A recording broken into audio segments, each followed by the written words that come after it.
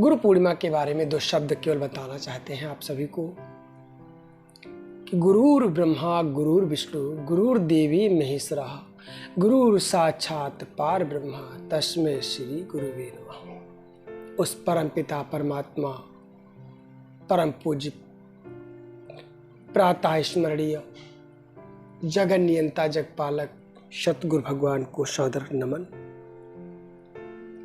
क्योंकि वही इस संपूर्ण सृष्टि का संचालक है। वही करता है, वही भरता है और वही हरता है। उस सतगुरु के सिवा और कुछ नहीं है। जो कुछ है सब सतगुरु में ही सब मिले समाहित है, अर्थात परमात्मा का ही स्वरूप सतगुरु है। जिस प्रकार से गीता में भगवान श्री कृष्ण ने कहा है, जो कुछ हो सो मैं हूं। देवी पुराण में देवी जी ने कहा है, जो कुछ हूं मैं हूं। शिव पुराण में भगवान शिव ने कहा है, जो कुछ हो सो मैं हूं। इसी प्रकार से गुरु महाराज जी कहते हैं, जो कुछ हो सो मैं हूं, अर्थात परमात्मा का सच्चा स्वरूप सतगुरु ही है। अब वो सतगुरु जो पूर्ण है, जो परम पूर्ण है, जिसने भगवान को खोजते खोजते स्वयं भगवान में हो गया। जैसे एक बूंद सागर में जाती है और खो जाती है, फिर वो बूंद नहीं, वो सागर बन जाती है। उसी प्रकार से आत्मा जब परमात्मा को ढूंढते ढूंढते उस परमात्मा रूपी सागर में खो जाती है, तो स्वयं परमात्मा मय हो जाती है। फिर वो आत्मा नहीं रहती। यहाँ पर बता दूं, सतगुरु के बिना ईश्वर के दर्शन भी नहीं होते।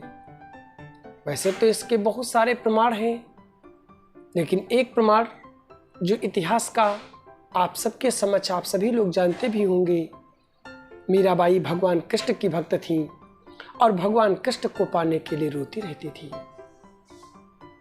एक बार जब मीराबाई कबीरदास जी के पास पहुंची, उनसे कहने लगी कि मैं भगवान कृष्ण को पाना चाहती हूँ, उन्हें देखना चाहती हूँ, उनसे मिलना चाहती हूँ। तो कबीरदास जी ने क्या कहा कि बिन गुरु संभव नहीं।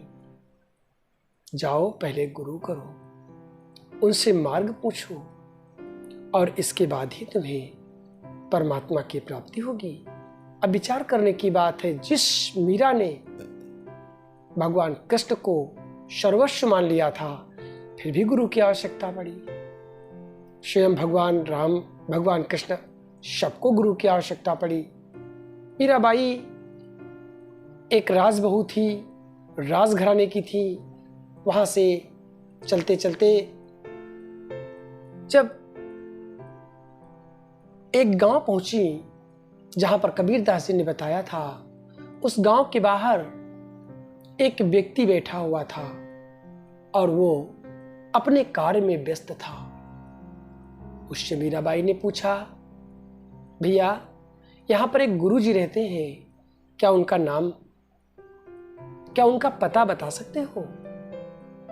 उसने कहा, उनसे क्या मतलब है, उनको तो सभी जानते हैं, उनसे मतलब क्या है? और फिर तुम तो राजघराने से आई हो, लगती हो कि राजबहू, तुम्हारा उनसे क्या काम? कहां राजा और कहां अत्यधिक निम्न, अर्थात उनसे तुम्हारा कोई भी काम नहीं चलने वाला।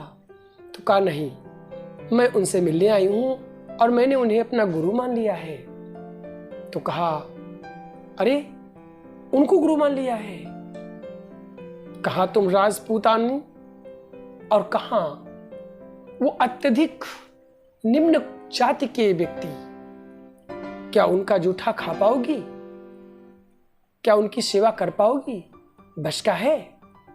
तो कहा, ये सब मत कहो, मैंने उन्हें गुरु मान लिया है, इसलिए अब उनकी बुराई अगर कोई करेगा तो मैं उसे बर्दाश्त नहीं करूंगी, उसको सजा दे दूंगी। और नाराज हो गई इतना कहकर। जब मीराबाई नाराज हो गई तो उसने कहा, अच्छा ठीक है, बैठो इधर, बोलो क्या काम है। तो उसने कहा, मतलब क्या आप ही हैं? तो कहाँ, लोग हमें ही कहते हैं और मेरा नाम ही संत रैदास है। तो मीराबाई को पछतावा हुआ कि मैंने इनको डांट दिया है। हाथ जोड़े, क्षमा मांगे, अपनी गलतियों का प्रायश्चित किया और कहा, अनजाने में भूल हुई है, आप मेरे गुरु हैं और मुझे नामदान दीजिए। मीराबाई ने नामदान जब प्रार्थना की तो संत रैदास ने उनकी इस अटल भक्ति को देख करके उन्हें नामदान दिया और भगवान कृष्ण से मिलने के लिए मार्ग बताया। मीराबाई जब उस मार्ग पर चली तब जाकर के उन्हें भगवान कृष्ण के दर्शन मिले। विचार करो, गुरु के बिना परमात्मा की प्राप्ति नहीं होती। गुरु गोविंदो खड़े काके लागो पाए, बलिहारी गुरु आपने गोविंदियो बताए। इसलिए याद रखो, गुरु परमात्मा से बड़ा है। स्वयं परमात्मा ने भी ये बात स्वीकार की है। आते हो, गुरु पूर्णिमा के दिन सतगुरु भक्ति में उतर जाना। अगर आप नामदानी नहीं हैं तो गुरु पूर्णिमा के दिन जाकर के नामदान ले लेना और सच्चे गुरु की तलाश हमेशा करते रहो। जिस दिन मिल जाए उसी दिन गुरु की शरण में आ जाना, उनके चरण पकड़ लेना और उनके बताए रास्ते पर चलने लगना।